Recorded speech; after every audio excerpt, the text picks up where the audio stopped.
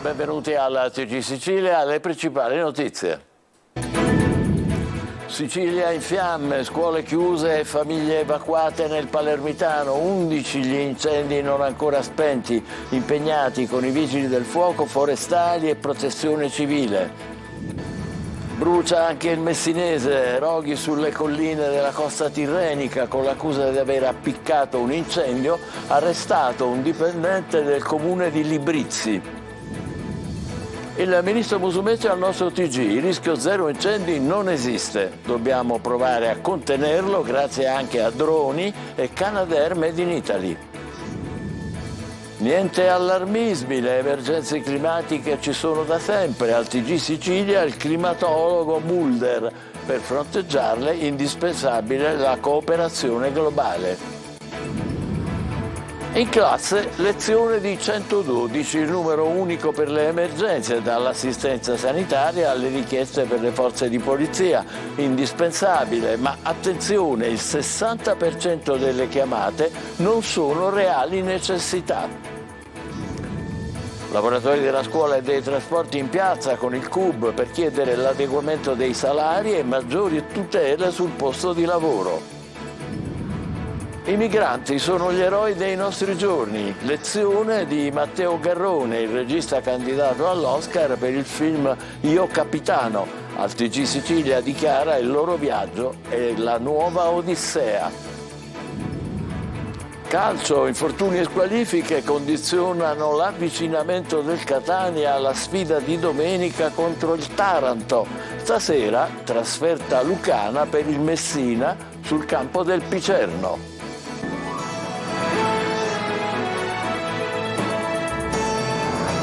Bentrovati ancora a fiamme in Sicilia, a Termini Imerese nel Palermitano, evacuate alcune famiglie, autostrada Palermo-Catania chiusa in un tratto per diverse ore, incendi anche a Cefalù con il sindaco che sbotta, i piromani sono come i terroristi. Marco Gullà.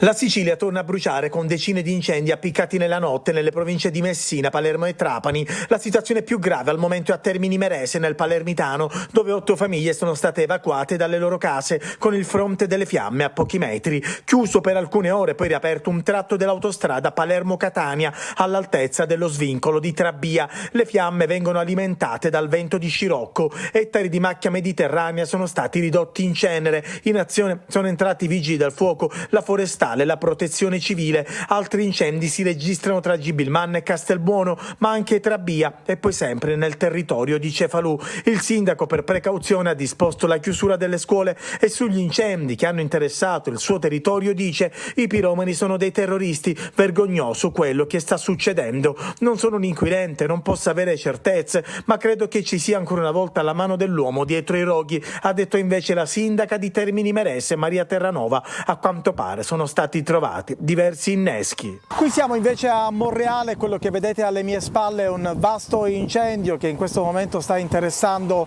alcune zone proprio della frazione del comune in provincia di Palermo. Ci sono le fiamme che in questo momento stanno anche lambendo alcune abitazioni. La regione ha dovuto richiamare 1600 forestali in servizio per far fronte all'emergenza incendi. Per tutta la giornata di oggi permarrà l'allerta rossa. Notte di paura anche nella zona tirrenica, nel Messinese, per gli incendi che si sono sviluppati, poi alimentati dal vento di scirocco. La situazione più critica a Villafranca, dove sono state chiuse le scuole. Chiusa sino a metà mattinata anche l'autostrada A20 in entrambe le direzioni. Francesco Triolo. Provincia tirrenica messinese avvolta dalle fiamme dalla scorsa notte e per tutta la mattinata. Paura e preoccupazione per una situazione definita gravissima dalla stessa amministrazione comunale di Villafranca Tirrena, costretta a chiudere scuole, asili e strutture sociali. Le fiamme sono divampate nella serata di ieri nella zona di Calvarusa a Villafranca e poi alimentate dal vento di scirocco, con il fuoco che sino all'alba ha lambito le 2 carreggiate dell'autostrada, tanto che la polizia stradale e il CAS hanno deciso di chiudere anche la 20 con obbligo di uscita a Rometta per chi arrivava da Palermo e allo svincolo di Giostra per chi proveniva invece da Messina. La riapertura in entrambe le direzioni è avvenuta soltanto a metà mattinata. Situazione difficile in pieno centro abitato, dove molti abitanti sono stati costretti a lasciare le proprie abitazioni. Danni si segnalano a case, strutture e molte auto che si trovavano parcheggiate ai margini delle strade sono state avvolte dal fuoco. Attivi dalla mattinata di oggi 2 Canadair, uno su Villafranca, l'altro su Gioiosa Marea. Oltre che a Villafranca Tirrena, le fiamme hanno interessato i comuni di Saponara, Sant'Agata di Militello, Tortorici, Capodorlando, San Piero Patti, Meri e Milazzo, dove stanno operando 67 vigili del fuoco con 22 mezzi.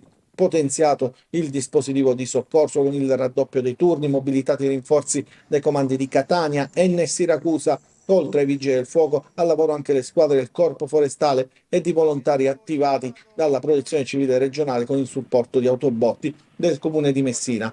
La Prefettura di Messina intanto ha attivato l'unità di crisi e convocato il Centro Coordinamento Soccorsi per l'assistenza alla popolazione.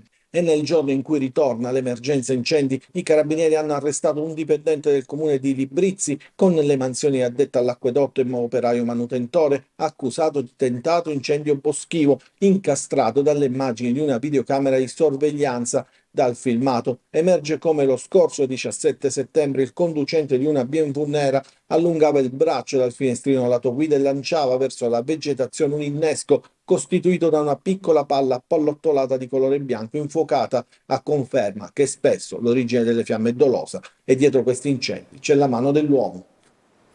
Incredibile, davvero. Sull'emergenza incendi ai nostri microfoni il ministro della Protezione Civile Musumeci a Catania per un convegno. Il rischio zero, dice, non esiste, ma dobbiamo provare a mitigare. Il futuro sono i droni e i Canadair prodotti in Italia. Sugli incendi boschivi l'Unione Europea sta lavorando per avviare nuove strategie in sintonia con gli Stati membri. Bisogna da un lato fare ricorso a strumenti sempre più sofisticati. I droni oggi sembrano essere i più efficaci per controllare dall'alto l'attività dell'uomo, della persona per bene, ma anche dell'incendiario.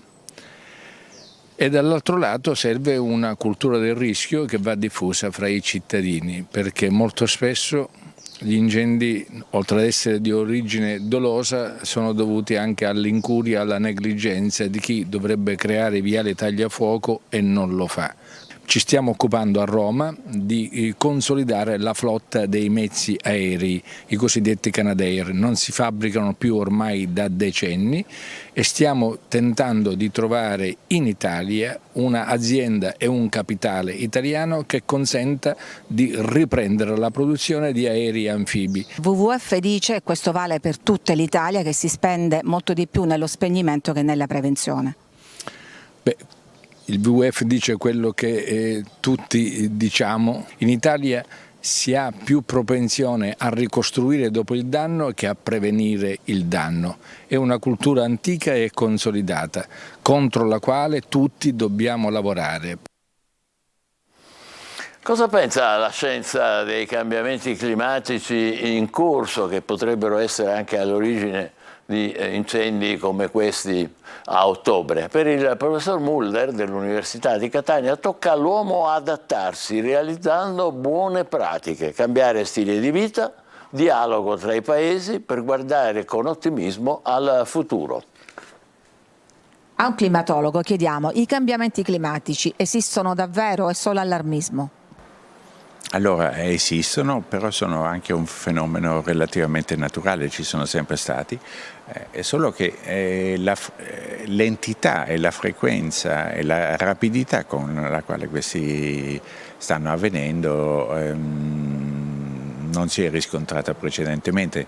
Se quest'orso polare potesse parlare, ci racconterebbe come cambia il suo habitat nelle calotte artiche sempre più sottili. La natura in qualche modo però si adatta. Gli umani invece faticano ad adattarsi ai cambiamenti climatici in corso.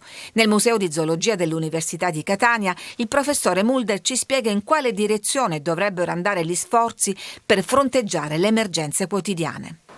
Noi come specie umana siamo assolutamente poco propensi a cambiare il nostro stile di vita. Molte cose possono essere risolte con facilità cambiando il nostro stile di vita. Ai suoi studenti di ecologia il professore spiega anche le direttive dell'Unione Europea, che chiede di rispettare il 30% di aree verdi e marine protette, che servono più alberi in città, servizi pubblici efficienti, limitare gli sprechi d'acqua, rendere termicamente isolati gli edifici. Solo così il futuro può apparire meno nero. Io sono ottimista perché se penso come tutti vedevano la situazione delle piogge acide, disastrosa negli anni '80, poi di punto in bianco il problema si risolse. Perché? Perché cade la cortina di ferro. Nel momento stesso che c'è dialogo e si può discutere con diversi stati di problemi che riguardano noi tutti, allora le cose sono risolvibili. L'intervista, come avete visto, è stata realizzata dalla collega Lorena Dolci. Il 112 numero unico per le emergenze, un progetto regionale, insegnerà agli alunni di tutte le scuole come e quando utilizzare il 112 e saranno gli studenti a portare a quel punto in famiglia il messaggio più corretto per evitare le telefonate inutili, perché il 60% delle chiamate non sono reali necessità. Roberta Lunghi. Pronto? Buongiorno, il numero unico emergenza, prego, mi dica. Ok, abbiamo un civico in strada, dove siamo? Ok, resti in linea un attimo. E il numero unico di emergenza è solo il 112. Dal cuore di questa centrale operativa regionale, ospitata all'interno dell'ospedale Cannizzaro di Catania, gli operatori lavorano per gestire il primo approccio con chi chiede aiuto. Una volta abbiamo preso tutti questi dati che sono utili per la centrale di secondo livello, trasferiamo la scheda insieme alla fonia alla centrale di competenza. Quali sono in realtà poi le diramazioni dell'emergenza? Carabinieri, polizia, anche vigili del fuoco? Esatto, noi abbiamo tutti i numeri di emergenza, quindi dai vigili del fuoco alle forze dell'ordine all'emergenza sanitaria, anche la guardia costiera. Ma cos'è realmente un'emergenza e cosa non lo è? Tutto quello che succede nei minuti precedenti la chiamata allora rappresenta ancora un'emergenza o eventualmente una potenziale emergenza. Il 60% delle chiamate non è reale emergenza, con una buona percentuale di scherzi telefonici. Imparare a usare il servizio si può e per la SEUS si parte dai bambini con un progetto nelle scuole. Chiunque può fare la differenza, chiunque deve avere la consapevolezza in famiglia, tra gli amici, che può attivare i soccorsi ed è questo il fine, perché noi pensiamo proprio di partire dai più giovani, da quella che è la società del presente e del futuro. È un progetto importante perché si rivolge ai bambini, alle scuole, ai ragazzini, è un avvicinamento alle istituzioni. E devo dire che comunque ho avuto già un feedback con le scuole e devo dire che sono il miglior veicolo per poter dare e dimostrare cosa serve il numero dell'emergenza, soprattutto come fare una chiamata all'emergenza, quali sono le parole chiavi. Bastano 30 secondi. Quali sono le parole chiave? Sapere semplicemente come ti chiami, dove ti trovi e il numero civico, noi sappiamo perché lo localizziamo. La campagna partirà dal mese di novembre in tutte le scuole dell'isola, con in mano uno strumento utilissimo e molto amico delle nuove generazioni, un'applicazione da smartphone proprio del 112, un ausilio fondamentale anche quando una telefonata sarebbe troppo difficile da fare e quando il premere un solo pulsante potrebbe salvare la vita. Scuola e trasporti, il CUB scende in piazza per rivendicare i diritti dei lavoratori. In mattinata a Catania sit-in e incontro in assessorato per sollecitare interventi su classi pollaio e sicurezza. Tonino De Mana. Scuola, trasporti, servizi ospedalieri, ma anche rivendicazioni salariali e richieste di adeguamento delle pensioni al costo della vita. C'erano un po' tutti questa mattina sotto l'assessorato comunale ai servizi sociali di Catania per chiedere l'intervento delle istituzioni, specie per quanto riguarda gli alunni diversamente abili che si trovano senza sostegni adeguati. Del resto, un solo operatore per 10 studenti non può garantire né studio né assistenza. Trovo inammissibile che ancora ad oggi, a distanza di 30 anni, io mi ritrovo in una classe ad assistere 10 disabili con una sola persona, quando la legge prevede che il rapporto sia 1:1.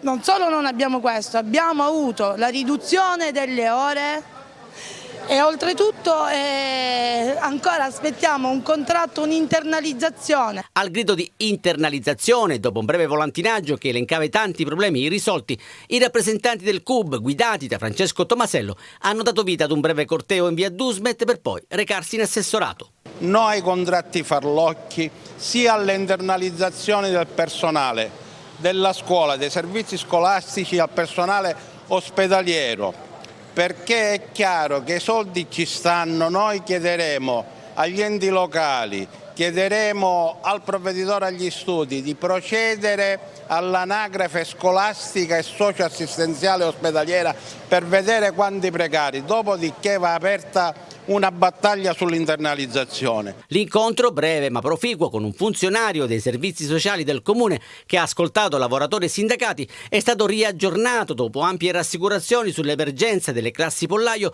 sulla sicurezza e sui carichi di lavoro delle assistenti scolastiche.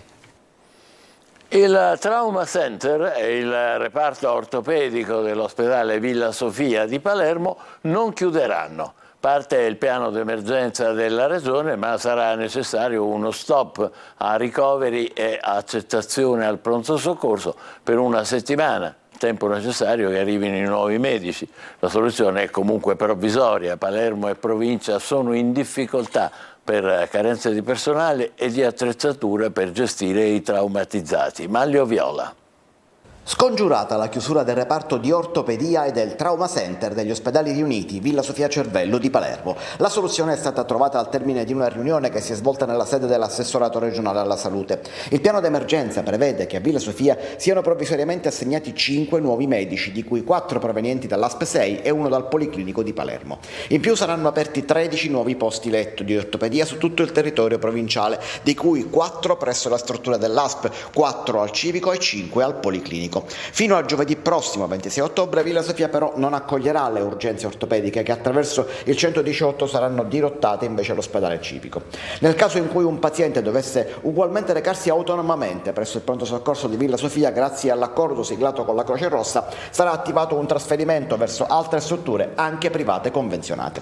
Nei giorni scorsi negli ambulatori ortopedici erano comparsi cartelli che annunciavano lo stop alle visite per assenza di medici. Il piano messo in atto adesso è comunque provvisorio. Una soluzione che non convince ma che serve ad affrontare l'emergenza. Sul fronte ortopedico Palermo ha più di una difficoltà. Al Policlinico ad esempio scarseggiano i lettini attrezzati per gli interventi con trazione necessari ad esempio appunto nelle fratture del femore. Più in generale mancano i medici per far funzionare tutte le strutture e far fronte alle richieste traumatologiche che piovono quotidianamente in città e in provincia.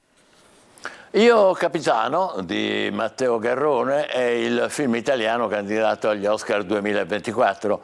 Per il regista i migranti sono gli eroi dei nostri giorni, il loro viaggio è la nuova Odissea. Eva Spampinato lo ha incontrato a Catania, dove ha vissuto il giovane migrante che ha ispirato il film. Vediamo. Chi sono i migranti raccontati da te? Loro sono i veri portatori dell'epica contemporanea oggi. Ed eccoli qui alcuni di quei migranti che Matteo Garrone definisce portatori della nuova epica contemporanea. Il loro viaggio è la nuova Odissea, un viaggio raccontato da Garrone nel film Io Capitano, candidato italiano a miglior film straniero per gli Oscar 2024. Giovani che inseguono il sogno di venire qua e che devono combattere, rischiare la propria vita per cercare di sfuggire a un sistema ingiusto. Ieri sera il regista romano ha incontrato il pubblico catanese al Cinema Ariston. La standing ovation è stata spontanea. Un documento inquietante in qualche modo perché mostra la realtà, quello che avviene ancora prima che queste persone, questi giovani arrivino a Lampedusa. Ma secondo lei l'Italia, l'Europa ha ben chiara l'idea di questa realtà? Ma questa è una domanda che devi fare all'Italia e all'Europa e quello che noi abbiamo cercato di raccontare riguardo a questo è il fatto che dietro tutti questi numeri ci sono delle persone e dietro queste persone ci sono delle famiglie, ci sono dei desideri riconoscibili da chiunque. Il film sta andando moltissimo nelle scuole, quindi mi capita spesso di incontrare giovani loro coetanei, prendono coscienza del fatto di avere già il privilegio di potersi muovere liberamente. In collegamento anche Fofanà, il giovane guineano che ha ispirato la pellicola. Era ospite della casa famiglia Prospettiva qui a Catania. Glauco, che Garrone saluta con affetto, raccontò la sua storia al regista e il resto è un film. Questo ragazzo che ha 15 anni ha affrontato un viaggio senza aver mai portato una barca e ha salvato 250 migranti e poi è stato messo in carcere, per questo gesto eroico è stato messo in carcere. E adesso c'è odor di Oscar. C'è un odorino, sì. Scherza, ma il film è veramente molto bello. Avete interrogativi, proposte e anche proteste da far arrivare all'amministrazione di Catania? Oggi alle 14.30 Sicilia 24 Focus su Telecolor ospiterà in diretta il sindaco di Catania Trantino. Inviate le vostre domande alla nostra mail, c'è ancora poco più di un'ora di tempo, a sicilia24focus@it e Trantino a partire da oggi e ogni venerdì vi risponderà. Appuntamento dunque alle 14.30 su Telecolor in questa rubrica che si chiama appunto Appuntamento con il sindaco. Facciamo una breve pausa, tra poco il calcio, le soluzioni anti-Taranto di Tabbiani e l'immediata vigilia di Picerno-Messina. State con noi.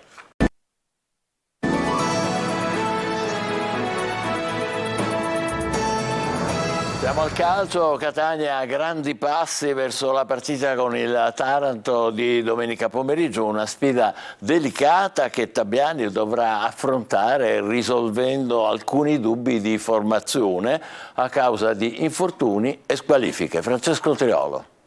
C'è da superare un momento difficile, di dubbi e perplessità, di risultati che mancano e di fiducia da recuperare. La partita col Taranto può quindi rappresentare un crocevia per il Catania, non una novità nella storia rossa-azzurra quando si incontrano gli ionici, ma domenica la sfida è delicata e Luca Tabbiani, che ha incassato la fiducia del club, deve fare i conti anche con le notizie che arrivano dall'infermeria e con quanto ha stabilito il giudice sportivo. Tante assenze condite da qualche rientro in tutti i reparti. Tra i pali ad esempio è sicura la conferma di Betters vista l'indisponibilità di Livieri. Novità sono annunciate in difesa dove mancherà lo squalificato Silvestri fermato per una giornata dopo il rosso a Castellammare di Stabia. Due le opzioni a disposizione di Tabbiani: far debuttare Lorenzini, centrale di ruolo sin qui mai schierato, o riportare Quaini nel reparto arretrato. In questo secondo caso, in mediana si aprirebbe il ballottaggio tra Ladinetti e Rizzo, rivistosi in campo nel corso della partita persa contro la capolista domenica scorsa. L'infortunio di Rocca e le condizioni non ottimali di Deli aprono le porte alla conferma di Zanellato con Zammarini sul versante opposto. In avanti probabile il ritorno al primo minuto di Bocic, che ha scontato i 2 turni di squalifica dopo l'espulsione di Caserta, al posto di Marsura con Di Carmine e Chiricò a completare il reparto e Dubicas pronto ad entrare a gara in corso qualora le circostanze lo richiedessero. Tabbiani conta di poter inserire nella lista i convocati anche Rapisarda e Chiarella, entrambi in fase di recupero. Intanto c'è una notizia importante che riguarda la domenica successiva. La gara Catania-Avellino di domenica 29 è stata scelta per un appuntamento che possiamo definire storico. Sarà trasmessa infatti in diretta e in chiaro su Rai 2. Catania-Avellino domenica 29. Trasferta in Basilicata per il Messina, impegnato stasera a Picerno. Giallorossi, reduci dalla vittoria contro il Giuliano, ma con 3 assenti in formazione. Fischio d'inizio alle 20:45, Sergio Colosi. 2 scarti dell'Avellino fanno le fortune di Messina e Picerno, stasera avversari al Donato Curcio. Gli attaccanti Vincenzo Plesce e Jacopo Murano, rispettivamente 3 e 8 gol, hanno firmato l'inizio positivo delle 2 squadre e saranno tra i temi principali della sfida in Lucania. Ma non solo loro, perché il Messina, oltre al capocannoniere del girone, deve guardarsi dalla forza di una squadra costruita per i play-off, già raggiunti la scorsa stagione con un 6° posto. Anche la Cabala gira le spalle agli ospiti, ma i vincitori contro il Picerno nei 4 precedenti tra Basilicata e Sicilia, con 2 vittorie e altrettanti pareggi dei rossoblù. Succede a tutto per la legge dei grandi numeri, ogni tanto sfatare queste tradizioni, questo tabù, questa situazione di cabala, come la vogliamo chiamare. Noi dobbiamo essere comunque consapevoli che abbiamo di fronte una grande squadra, una squadra che gioca a calcio insieme da 2 anni, che hanno aggiustato alcune cose con miglioramenti notevoli di qualità e che stanno giocando un buon calcio, che sono allenati anche secondo me anche da un ottimo allenatore, hanno una buona organizzazione. Dobbiamo essere bravi noi a mettere in difficoltà, poi quello che sarà il risultato scusate, non lo so, ma di sicuro cerco una bella prestazione, perché solo attraverso le prestazioni noi possiamo fare il risultato. Giallorossi con 3 assenti. La squalifica di una giornata di Pacciardi toglie a Modica la possibilità di inventarsi soluzioni alternative, ma all'infortunato Firenze si è aggiunto Lia. Ferrara è Polito in difesa, con possibilità anche per Salvo. Ci fermiamo qui, vi ricordo l'appuntamento alle 14.30 con Sicilia 24 Focus su Telecolor, ci sarà nostro ospite il sindaco di Catania Trantino. Il TG Sicilia torna alle 20, grazie per averci seguito, buon pomeriggio.